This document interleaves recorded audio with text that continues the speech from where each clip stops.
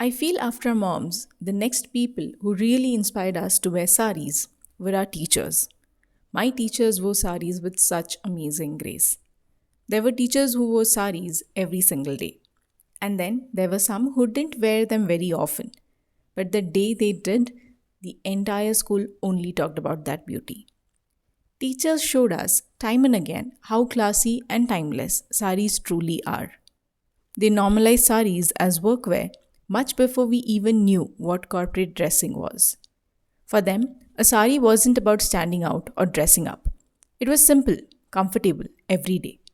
They walked through corridors, taught lessons, corrected notebooks, climbed stairs, all in saris.